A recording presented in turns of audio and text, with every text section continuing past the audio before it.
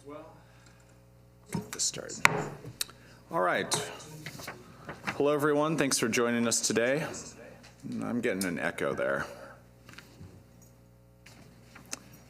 Okay. It is Tuesday, March 7th, 2023. This is the Port of Bellingham Board of Commissioners meeting.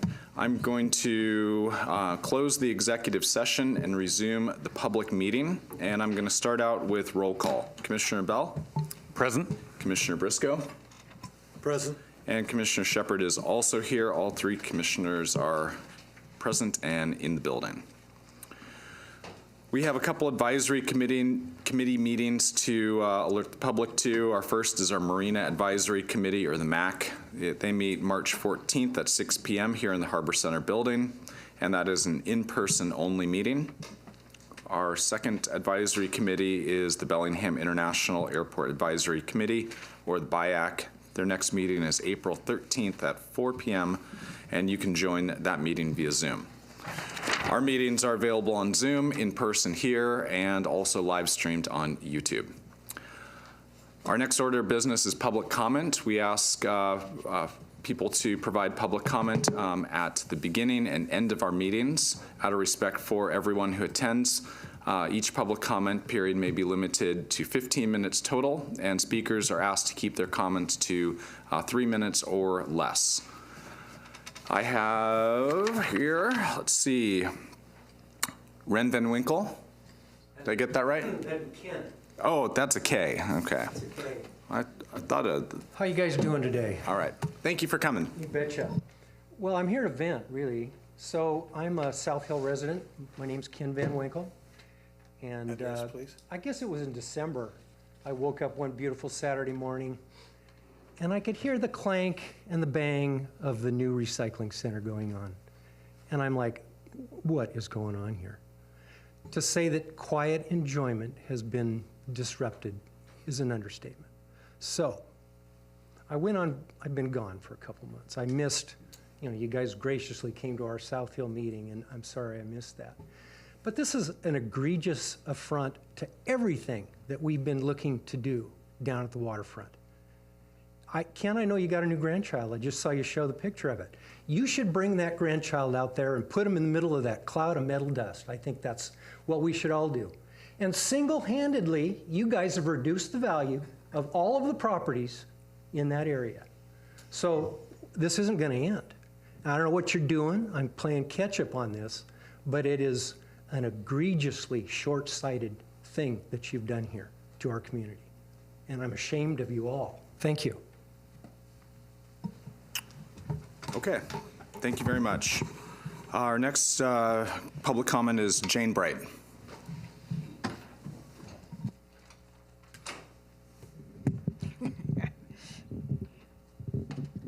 This is always a challenge for me. Thank you for letting us comment. I also wanted to give you some input on what we're hearing from a few residents. You heard one just now. And one of the things I know you're trying to do is to compare the mitigation, the last ship mitigation of the container ships with the ship that's in there right now. And what we're finding from residents is that it's very difficult to compare. First of all, the ships are very different sizes. The operations process seems to be a bit different. The timing, they've had more quiet periods around 11 o'clock, but people are still being awakened at 2 a.m. And as the ship fills, and I don't know if you've observed this, when they're dropping the load and the ship is fairly empty and it's going kind of in the bowels of the ship, the sound is less than as the ship fills up. So it changes. So how the heck are you going to do any kind of comparison? I don't know. The other thing to keep in mind is this is not just decibels. This is also a qualitative issue. And the best example I can think of for comparison is kind of, fingernails on a chalkboard, and I think you're all old enough to remember what that was like. Probably our kids don't know what a chalkboard is, but it's not just decibels.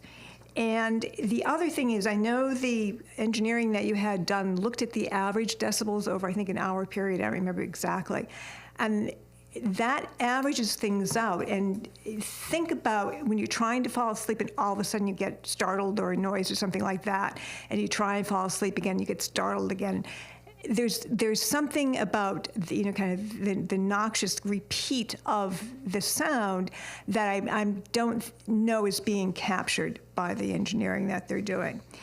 And there's a lot of concern about some of the health impacts on two fronts. When you heard about the dust, and we have pictures, I'm sure you have pictures of these clouds of dust. The rumor ran around that you had ecology or EPA or somebody in looking at it. I don't know if that's true or not, but there's a lot of questions about what is in that dust, what happens when it gets airborne. We are downwind a lot of times of that stuff. What happens to the fish as it goes into the water? So that's a question that a lot of people are asking. And then the issue really is around sleep, and we can bombard you with all sorts of data about sleep, but I'll put it to you this way. You know what it's like to be sleep deprived, and the ships are in here like, 7 or 8 days typically. I want you to think about the next time you go into surgery or get on a plane to ask the surgeon or the pilot where they live. Because this, sleep deprivation accumulates and it absolutely affects our mental capacity. So those are some of the things that we're hearing. I think right now, people are not quite sure what to make of the containers because of all these differences between this ship and the last ship rather.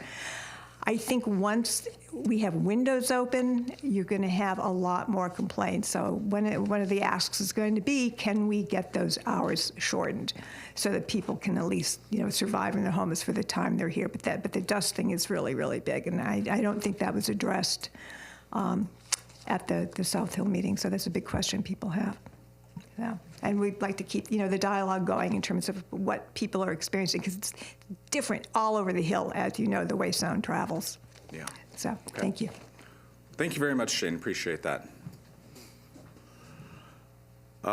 Next on my list is David.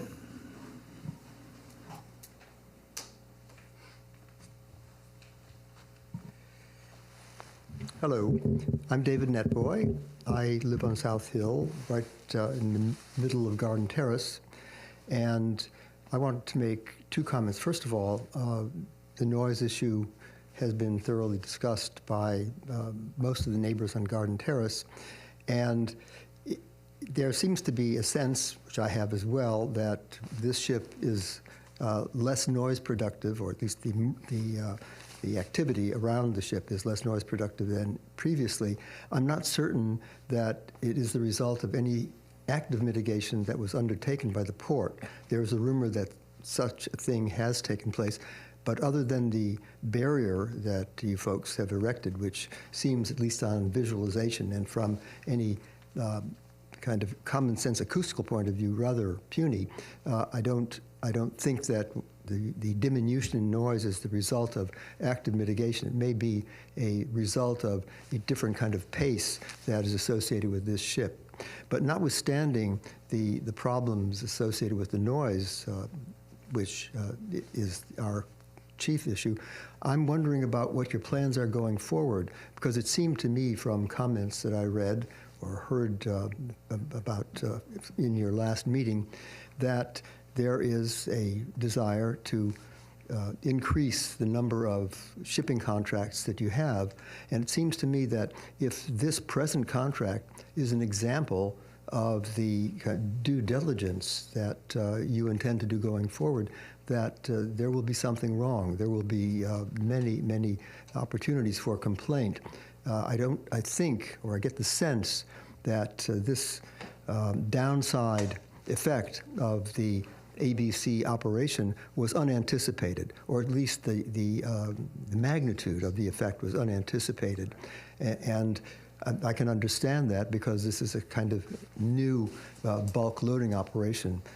It is obvious that the terminal is set up for bulk loading or break bulk loading, but of all the kind of contracts that you could have engaged in as a kind of starter, the bulk loading of scrap metal was probably the worst choice you could have made. bulk loading of grain, for example, is inherently, obviously, not as noisy. Break bulk loading, which you seem to be set up for, is also probably not inherently noisy. Notwithstanding, again, the desire to increase shipping commerce here, I wonder whether you are, in a sense, hiding behind the notion that you have carved off an industrial area in an area which is otherwise not zoned industrial. When I looked at the zoning, the previous zoning had the port as HH2, which is heavy industrial, which gives you a much greater latitude than you have now. I believe that, I may be mistaken, but it seems to me that the shipping terminal and the log pond are perhaps H1, which is light industrial, and the parameters are probably more strict. So in keeping with the present zoning, it may be the case that you should alter your plans for future commerce. Of course, we would prefer that the commerce be confined to, if necessary at all, to those kinds of commerce that don't have the downstream effects that were unanticipated and that are causing so much grief. And that's basically the gist of what I'm concerned about. Okay. Thank you very much, Mr. Netboy. Do we have anybody else in the audience who'd like to provide public comment? Not seeing any. Are there any? Follow up. Who do we contact to get specifics of what's going on? You can come up to the microphone, sir. Thank you. So who's going to address all this? I mean, how do we get answers to some of these questions? SEPA, NEPA, groundwater, toxic waste, noise mitigation. Who's going to give us the answers? You know, part of the process is people coming in and asking questions. Part of the process is us staying in contact with the neighborhood association. And then we all attended a neighborhood association meeting recently to try and keep that dialogue going. Oh, I heard that went really well. We obviously know this is a concern. Well, what are you looking at me for? I heard it became contentious and almost physical, and that you were involved in it. Almost physical, that's untrue. All right. Okay. That's what I heard. I wasn't there, Well, unfortunately. I'm trying to answer your question, Thank you. sir. Yeah. And our staff is here to answer questions and to keep this dialogue. You know, part of what we're doing is trying to collect data so we understand the nature of the issue, so we can quantify what type of noise we are experiencing, and then see what measures need to be taken into account. This is common sense. So Ken, And I'll just share, we're all people here, and so I would ask you to treat us with enough respect and decency as you would hope that we would treat you. And I didn't. That's not my feeling. So Ken, you know, none of us get paid a lot of money to do this. This is a lot of time and effort, and we try and serve the public as best we can. And I would appreciate when people come in that they do use some respect and decency, because we're all trying to make good decisions. And if we are working together, I think we can make the decisions the best. So I'll leave it at that. Is there anyone else? Yes, me. Oh, go ahead. So this little girl's mother and her sister went to college because their father owned a recycling company. My company's name is Best Recycling. So you started off by insulting me. Number two, you should have known your audience before you started to attack. Jane, on the other hand, brought forward some very qualitative suggestions, and we will listen, and we will take action. We have all had the opportunity to discuss what best practices are. And I know, because I'm in the industry, I know it better than anybody in the room.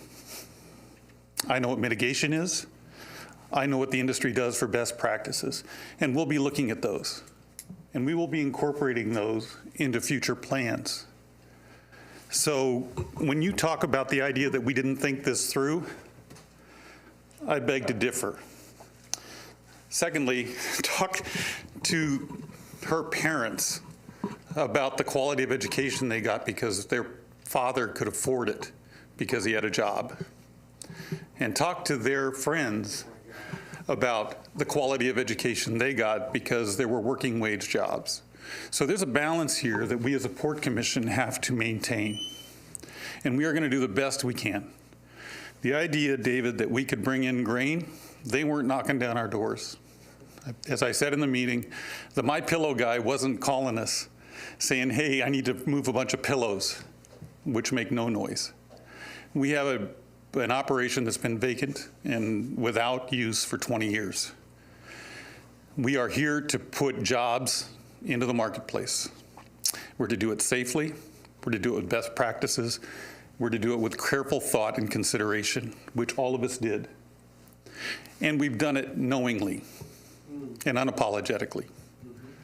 So on that note, we will continue, Jane, to take your issues into consideration. I took copious notes, and we will continue to work with you on the best practices. We've had that discussion amongst ourselves, and we will pass that on to you as soon as we start to make those plans.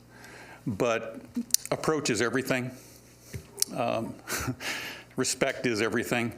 And to think that we did this despite the neighborhood couldn't be more wrong. Who said that? I didn't say you said that. Are you defensive? Let's not play this game. You guys made a decision that was very short-sighted. Okay, I'm That's your gonna, I'm opinion, gonna, sir. No, you can't cut me off. I'm a commissioner. That were boring, and so what you say is it has a certain lack of value because of the trade in which you're engaged. We balance everything. We balance everything. Call it special pleading.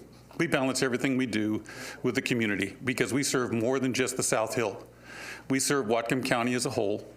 We take jobs into consideration. We take safety into consideration. We take job creation into consideration. If we were concerned only about South Hill, it would look a lot like South Hill. But our job is much different from that. And I am done debating this, but I will take your considerations, especially if you want to put them in writing, because we will be doing more mitigation.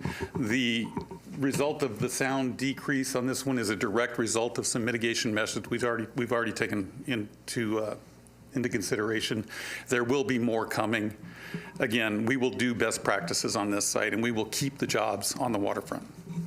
okay. Thank you, Commissioner. She's adorable, right, Ken? She is adorable. She is.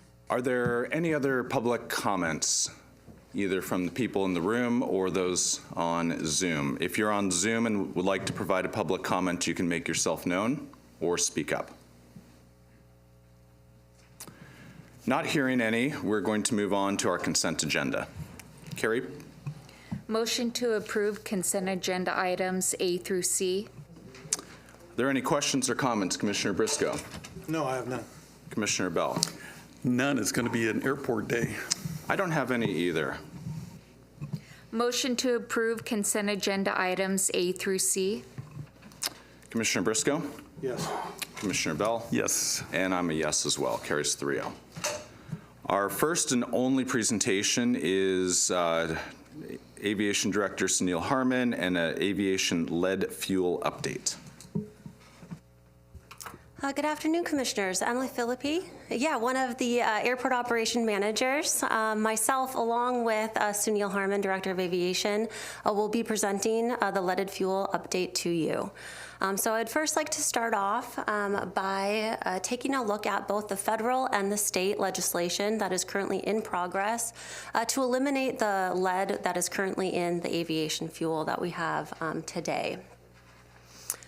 So with the federal process, it is with the FAA Reauthorization Act of 2018 that it was an initiative and an industry-led task force that really put the FAA into motion to find that alternative to leaded fuel by 2030.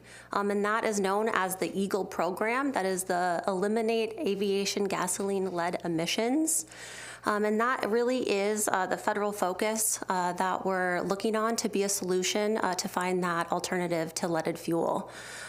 You've seen the graphic in front of you. It looks like a very simple 4-step process to get us to our end goal, but we know that that is not the case. You know, there's definitely some industry-led efforts that are going to be a part of that, as well as the Federal Aviation Administration coming up with, you know, approving those fuels once they are introduced into the system, and coming up with policies and procedures for all airports alike to make that full transition to the leaded-free fuels. You see at the bottom of that screen as well that there are a handful of very predominant aviation industry trade groups that are in full support of the federal initiative to find that lead-free fuel. And on kind of the flip side of that, we also have the state initiative, in which those same industry trade groups are actually really opposed to that state initiative. We really want to look at a holistic approach. We know that any, you know, full transition from what has been with an industry with, you know, 50+ years is going to take some efforts on a federal level, and for all of us to work together to do so. And that state bill, that 1554, that is currently in the talks, is really being viewed as a premature and preemptive effort at that federal level. And what that would really mean if is in the early stages of this is that they would require the Washington state airports to actually transition to a lead-free fuel prior to the FAA doing so by 2030. And with that federal mandate, you know, we're just not there yet. They have the deadline of 2030, but with the state initiative, you know, would cause severe economic impacts, you know, both to communities within Washington state that rely on that general aviation activities, as well as, you know, specifically even tenants at BLI that are focused on GA activities. If the state were to require Washington airports to make that transition prior to the federal requirements, there are still a lot of unknown questions of what the safety of that fuel would rely on. And as well as an unrealistic timeline. You know, if the feds haven't passed that, it'd be very difficult for the states to mandate and transition over to something. And as well as the federal obligations that we do abide by of being, we receive federal grants with that program. And so I think that there's no industry-wide, you know, everyone agrees that the transition to a lead-free fuel is where we all want to go, you know, but there are, you know, to protect the people and the environment, absolutely, that is the end goal. But there needs to be a holistic approach to that, and with the states doing something in conjunction with the feds, that a lot of the industry trade groups, as well as the airports, really feel it is the state initiative that is that right path forward for us to get to the end goal. Emily, do you know any other states that have done this? Take an initiative that sets a timeline ahead of the FAA federal one? Not that I'm aware of. There is one airport specifically that, well, Sunil will address a little bit later, within kind of the Bay Area, that they have already banned the sale and use of that leaded fuel. And that has been very opposed, not only by the FAA, has you know, threatened to investigate, as well as a lot of these aviation trade industry groups had filed complaints against that airport. So again, it's a very complex issue that I really do think is going to take a federal initiative to get kind of everyone on that same page. And that state progress, it did actually just get approved by the House yesterday. There were some changes from the original language that was in there, and we will continue to follow that within the aviation industry, to follow that through the Senate, and if anything gets passed within the state, as well as we will continue to follow the federal mandate and do so as the time comes. Did you say that the FAA filed suit? They were investigating the airport, yes. Mm-hmm. Correct. With that said, I will pass it over to Sunil, that we're going to discuss kind of specific AvFuel at BLI, along with what we are going to do hopefully in the future to accommodate lead-free fuel, along with some potential limitations that the port has. And then once he concludes, we're happy to take additional questions. Thank you. Good afternoon, Commissioner Sunil Harman, Director of Aviation. So as Emily said, we wanted to walk you through this coordinated process between the EPA and the FAA to achieve a phase out of leaded fuel by 2030, likely before 2030. That's the intention. And they've got the support of all of the different organizations that are shown in the previous slide, which is the Aircraft Owners and Pilots Association, the Experimental Aircraft Association, the General Aviation Manufacturers Association, the Helicopter Association, the National Transportation Association, which is quasi-business, corporate, and then the National Business Aviation Association. Additionally, the American Petroleum Institute, which is ultimately going to be the agency that looks at standardization through the American Society of Testing and Materials. And finally, the FAA, which then rolls out this fuel. Is API, is that a government agency? No, it's a private lobbying group. And here's where that agency becomes important, is unless they sign on and truly take on this responsibility, supply becomes a major issue. So just to give you an idea of where we're at with general aviation, avgas is refined at approximately 180,000 gallons a year, serving our general area of Bellingham. About 190 million gallons a year in terms of serving all of the general aviation fleet in the United States.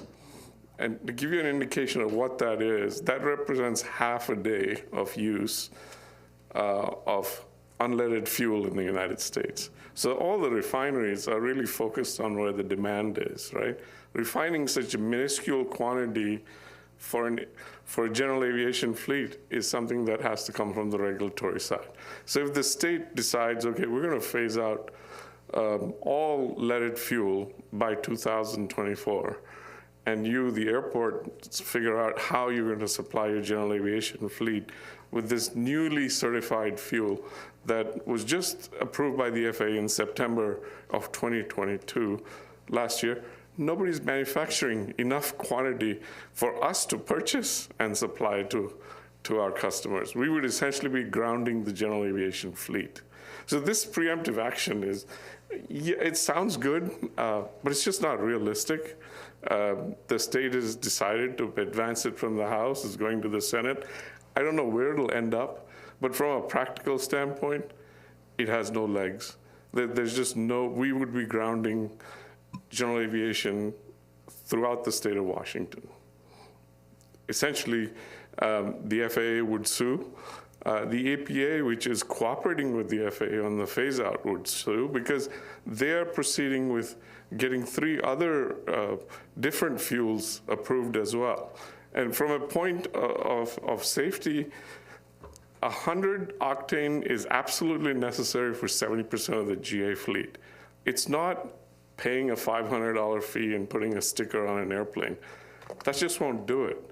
It is, you cannot operate those aircraft safely with less than 100 octane. And there's only one manufacturer that has come out with something that is acceptable to the FAA. Now, there hasn't been a single refinery that has signed on to actually produce that fuel. So that's a key point. The reason that we continue to have leaded gasoline is because of the octane level. And lead in gasoline allows for the increase in octane level to allow a safe engine operation. Yeah, these are high performance, high horsepower engines. They're not, mostly they're air cooled, they're not water cooled. And detonation inside the cylinder will be catastrophic. You've got the potential of damage to the cylinder, damage to the piston, damage to the valves. Nobody at any altitude wants that. Certainly not the operator. Now, the other issue with safety is general aviation is not pleasure flying. I mean, the community looks up and says that's a flight school. That's the foundation of our air transportation industry. I mean, the pilots learn to fly on piston-driven GA airplanes. So if there is a risk to aviation today, the largest risk, these organizations will all argue that it's the shortage of pilots that will potentially impact our economic growth looking 20 years ahead. We're just not producing enough pilots. And GA has been dying this slow death, at least through the course of my career. When I was in school, there were about 1 million general aviation aircraft flying around in the United States. Now there are less than 200,000 general aviation aircraft. And it's because the WW2 boomer generation is sort of getting out of airplanes. We're not producing enough new pilots. The cost of ownership is up. A typical Cessna airplane, which is a Bellingham piston aircraft, is a Cessna, let's say a 172. You can purchase a Cessna for about $50,000, 20, 30-year-old airplane. It costs you $20,000 a year just to store, maintain, and operate that airplane, insure it, and so on. So it's not inexpensive. And you've got to really have an interest in aviation to be able to afford that sort of expense. I mean, it is definitely a passion for people that own airplanes. Now, from BLI's standpoint, the trajectory kind of follows the national. So I just want to talk you through this chart. On the vertical column in the thousands on that axis is operations in terms of takeoffs and landings. So one takeoff and one landing is 2 operations, and in terms of gallons. So Bellingham has roughly gone over the last 15 years from 150,000 gallons of use of avgas down to about 135,000. This is over the diminution over that 15-year period of time. At that same time, the second graph line, which is the black highlighted in yellow, shows you the number of based aircraft at the airport. So we've gone from a high of about 200 aircraft based at the airport down to 162 over 15 years. And this is representative of the national numbers as well in terms of decline. In terms of operations, we haven't performed as poorly. We've remained at about 60,000 with the dotted line showing you the linear average. But even operations, because of the restrictions that we've imposed, the noise abatement procedures, the hardships of pattern flying and the community impacts that come from it, there's been diminution over the course of the last 5-8 years. We've become much more aggressive in the noise abatement procedures. So this is just representative of what's happening in the United States with GA. And our plan is sort of to follow the federal process. We have a very systematic plan. We presently have a 12,000-gallon tank that we can convert once the fuel becomes available, so that anyone wanting to use that fuel can self-serve. In the meantime, anybody needing lower octane fuel is not restricted from bringing it onto the airfield. It's not difficult to fuel a Cessna. You're talking about 25, 30 gallons. That airplane burns about 8 to 8.5 gallons an hour. So you can bring it in your vehicle and fuel your own airplane. In terms of the longer term plans, we're looking at the fuel farm, which is our aspirational fuel farm, part of our capital program, where we could have 2 or 3 cells allocated to not only the new fuels that are approved over the course of the next 3-4 years, but also sustainable fuels. I mean, jet fuel is transitioning to sustainable aviation fuel. Jet fuel essentially is kerosene. Kerosene can be derived from biological sources, algae, recycled vegetation, and so on. And that's the only way to reduce the footprint of long-range flying, jet aircraft. So we've got about a capacity for about 6 cells that will see us through a 20-year plan of demand at the airport. In terms of when this gets phased in, it's all going to depend on the standardization and use. But actually, the fourth graphic that Emily showed you earlier, the FAA's regulatory policy on use and programmatic activities. Now, we think this will occur sometime before 2030. And then here are I think we touched on these when we briefed you last May, that we cannot, as the airport sponsor, do what Santa Clara County did in the Bay Area, which is to ban 100 low level. They're a GA airport. The penalties aren't as severe. If we were to do that, we would not only lose our grant assurance promises to the FAA, we would lose grant funds. They would probably withdraw funds that we have coming to us, as well as funds that we have already obtained and spent. Okay, the threat is that you would have to pay back all of your federal obligations. In terms of the supplemental type rating, the $600 fee isn't the issue. The issue is whether or not the insurance companies will honor that shift. There's potential safety issues that I talked about, and the biggest issue is the availability of this alternative fuel. When do we have it in sufficient quantity to be able to have GA perform not only the recreational pilot training functions, but life safety functions? GA is used in numerous applications, from agriculture, farming, application of pesticides, to moving people, for medical needs, responding to emergencies. There are a myriad of applications. Then this notion of being able to establish a no-fly zone over a specific home or community, that's just not possible. Years ago, a former president sued the County of Palm Beach and the airport director for flying over his Mar-a-Lago. Okay, that litigation lasted for 4 years. He must have spent millions, but he didn't prevail. The airport was there long before he was, and he just does not have that right to prevent overflight. Nobody in the US does. Certain restricted areas, military warning areas, military training areas are restricted from civilian flight. Sensitive government installations are restricted, but no resident, no community enjoys that privilege. So this person that spoke to you last time, I wanted to show you a visual of the overflights of that community. So this is one day.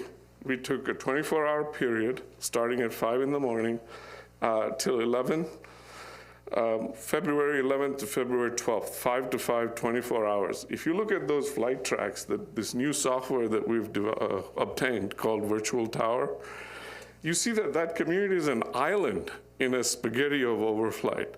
They're already enjoying a privilege that most of the community that surrounds the airport doesn't enjoy. Okay? I mean, one picture, just the VFR flight, I think says it all.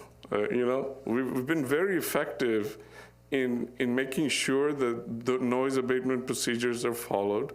We track down violators where we can, but pilots are allowed to deviate from this. For safety reasons, for weather reasons, for traffic reasons, for air traffic control direction. But you see how that area that's supposed to be so sensitive is essentially insulated from any overflight. And to conclude, I just want to read a statement that was sent to me by this same group when I reached out to them. And basically they said, look, we agree that lead is detrimental to human health. Communities surrounding airports should not bear the disproportionate burden. Most communities that surround airports are low income or disadvantaged. So from an environmental justice standpoint, everybody is on board that we need to phase out leaded fuel. We just need it done in an orderly, safe way with the EPA FAA partnership that's going on right now. So in conclusion, I think to make a recommendation to you, we wouldn't want to support what the state is doing, because it is going to truly impact our current agreements, our leases for hangars, our revenue from general aviation, and a whole bunch of essential services that general aviation provides. All right, thank you very much, Sunil and Emily. Commissioner Briscoe, I got a couple questions or comments?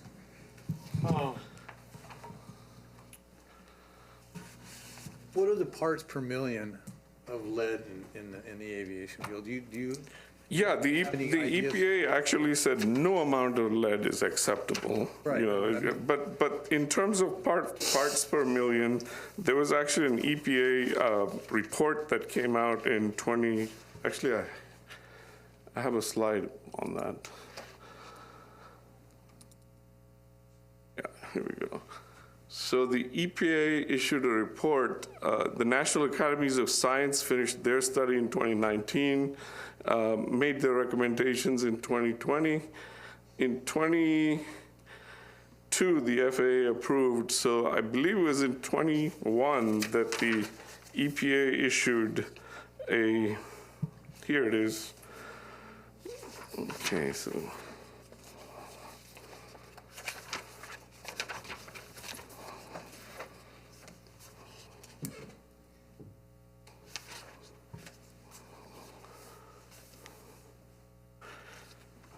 A NAAQS of 0.15 micrograms per cubic meter in total suspended particles, measured in a 3-month average. So 0.15 micrograms per cubic meter.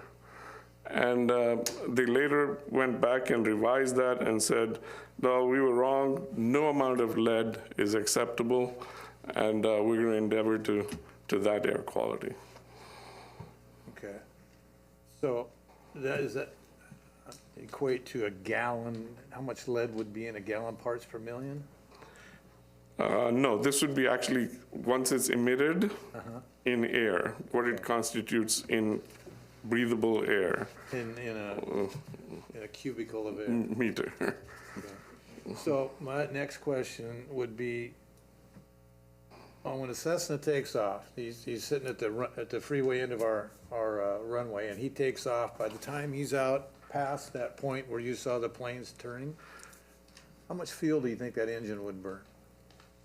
Takeoff being the most demanding part of the operation, your cruise is at 65% power, so you've got a very lean fuel mixture. You want to make sure you don't have any issues during takeoff.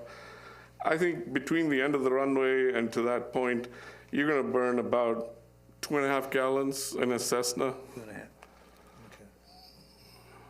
Because you're at about 90% power at that point. Okay.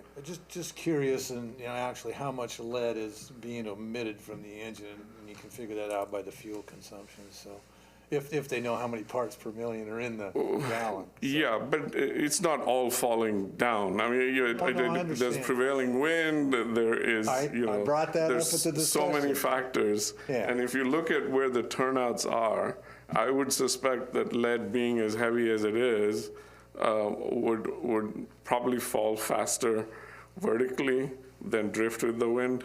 Right. All these groups that have looked at lead, one of the interesting things they say is the total contribution of GA to lead in the air in terms of human consumption is a little less than 1%. There are many, many other messier activities that generate lead as air pollution. That mining activities, smelting activities, metallurgical plants, chemical plants, nuclear facilities.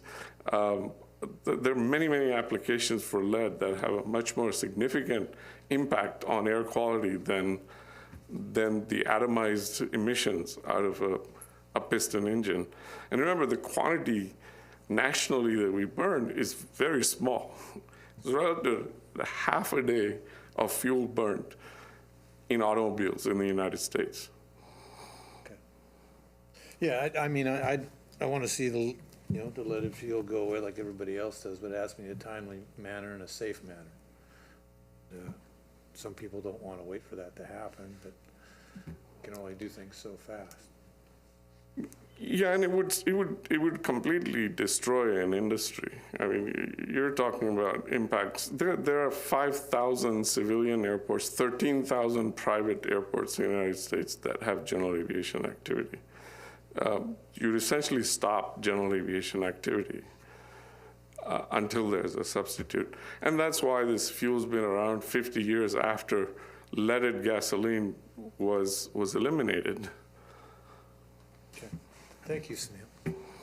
Commissioner Bell? No, I think you've already given this more time than I would have. Thank you. I've got one question. I get to go last. For those, you said we're down to about 167 GA planes. Yeah. And in previous assessments, there hasn't been any real interest in adoption of a non-leaded fuel. Do you think that with any education or any other services or support, some portion of those 167 would be interested in making a transition? Knowing, we're trying to paint the writings on the wall. We're gonna have to get there eventually. Let's help you get there incrementally as we're looking towards 2030. That's a good question, Commissioner. The thing is, when we conducted our survey, it was the owners and operators of aircraft that are based at our airport. And predominantly the fleet that we have at our airport cannot do without the leaded fuel. It'll require a certain amount of modification. There's some valve replacements that need to be done. There's some reinforcing of pistons. There's issues of vapor lock. So there's some modification that would need to be done. Now, how much that would be to transition, that's one issue. It's not just a sticker. That's an airframe and power plant mechanic that's going to work on your engine and bring it up and then warranty that work. And your insurance company is going to have to accept that work. The bigger issue is how much more is it going to cost? I mean, they're already paying $6 a gallon today. Jet fuel is $3 a gallon. Avgas is $6. This stuff in limited quantity could be $2, $3 more. At that point, someone might say, it's just not worth it. I'm just not going to deal with it. So when we surveyed them, we had only 2 respondents that said, our aircraft can utilize both if it's available. And in fact, they were already bringing it on and fueling their own aircraft. That's 2 out of the 160. Okay. Now, my sense is that as we progress through this coordinated process with the EPA and FAA working together, which in itself is a miracle, I think you'll have battery technology that's going to leapfrog in the next 5 years, because two aircraft manufacturers have already received certification. And as batteries get lighter and they move away from the lithium-ion battery, which is a hazardous battery, by the way, it does overheat. It's got impurities that cause fires that are very hard to put out. I don't know anyone that wants to crash in an airplane with lithium-ion batteries. That in itself is a hazard. But there are 4 or 5 other types of batteries that are being evaluated, a sulfur battery, and those would be much lighter and disposed to aviation application. You'll see the newer generation of buyers will probably go electric because these are short 500 nautical mile, 1,000 nautical mile range airplanes with very little maintenance required when you go electric. So we'll see lead-free fuel for a few years, but I think there'll be a leapfrog in general aviation to electric. Okay. Well, thanks for all the information. Thank you, Sunil. Okay, well, we have no action items, so that brings us to the end of our regular business. I'm going to make another call for public comment, either from our attendees on Zoom or for people in the audience. Yeah, Joe, please come on up. Joe Schmidt, 830 East Douglas. I just want to express my appreciation to the commission for standing up against this opposition for this cargo. And I know it's been hard, and you guys are trying to mitigate it the best you can. And I know you are. And I just want to say thank you. And keep up the good work. Appreciate it. Thank you, Joe. We appreciate you. Thank you. Thanks for your comments. Anyone else? Anyone on Zoom? Doesn't look like it. Okay, that's going to conclude our regular business. Now we're going to move on to other business. Commissioner Bell, start us off. Yeah, I'll start off with my apologies to anyone that I might have offended in my words. I apologize for being short with you, Michael, but I felt the need to get some of it out. So apology to you. But I don't think I've ever reacted quite that way in the 6 years that I've been sitting here. And it was a personal insult, and I do believe we're on the right path. So my only other business is just that. Okay. So I apologize for being short. All right. I know. It strikes a nerve. Commissioner Briscoe. Physical, huh? Okay. Anyways, I'd just like to point out that, apparently some folks think that we just sit behind here and we don't pay attention to what's going on. And just for the record, I'd like the folks to know that my wife and I were actually down on the deck of that ship at the ring of the hatch with Dave Warder, and Dave can attest to that. And stood there and I watched him dumping that hatch and stood there for about 15 minutes listening. And when I was done there, I went up on the hill by the armory and I sat up there with my wife and we listened up there. Now, in my opinion, and this is my opinion, some of these people need to go where it's really noisy and understand what noise is. Now, I understand at night maybe you can't sleep. Close the window, put some earplugs in. People all around this nation have to do that. We're creating jobs. We're trying to help the economy of this county. And we're not doing it blindly to the people that live here. We're working ship by ship to try and make this better. And I think that, and obviously as but the other gentleman that was here said that there wasn't as much noise as there was before. So we're gaining ground. These ships don't come in every week and they don't come in every month. So please don't make this into the factor that there's a consistent 24/7, 365-day-a-year problem. It's not. And as our president of the commission said, I wish that when people come here, they expect us to respect them and we expect them to respect us. And if you're going to come to a commission meeting, bring a solution to the problem. Just don't add to the problem. That's all I have to say. Thank you. Okay. I had a question from a constituent about Amtrak service. Is Amtrak stopping in Bellingham these days? Are they stopping with a train, or are we getting bus service? What's our situation right now? Good afternoon, Commissioners. Dave Warder, Marine Terminals and Emergency Services Manager. Yes, Amtrak actually is returning to a full service. They've had a train at least in the last 6 to 9 months. During COVID, during that year and a half or so, they were running a bus. They're back in operation with one train, and they've actually returned that second train in the evenings as well. So they're back to what they were pre-pandemic. Okay, so both of those trains are actually stopping in Bellingham. You can buy a ticket, get on that train, and Correct. Go either north or south? Correct. Okay, so I remember the busing was happening for quite a while. Nobody loved it, but we made do. Correct. Okay, all right. Well, I'll be able to follow up. Thanks. Yeah, you bet. Okay, and we're going to keep working on understanding the noise, and I think what with this shipping and the impact. And as you can tell, there's lots of impacts of noise in the community. And I think no matter where you live, there's some impact. We either have the freeway, or we have the airport, or we have an industry.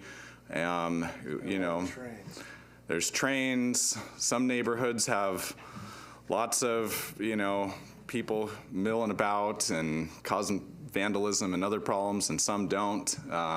It's not an equal playing field, and there are impacts from living in a larger community no matter where we are here in Bellingham. And so we're going to do our best to make sure that we're a good neighbor, and we'll keep working with the neighborhood and the rest of the community to make sure we're communicating and listening as well. I'm conscious of Jim Kyle coming saying, don't let that fester. Make sure we attend to it, make sure we be in dialogue, and make sure we stay in contact with the community. We don't want people disaffected and unhappy and feeling like they're not getting attention. So we're going to keep putting effort into this, and I do invite the neighborhood association and members to keep coming to our meetings, keep reaching out, making sure we understand, and do try and remember we're human too.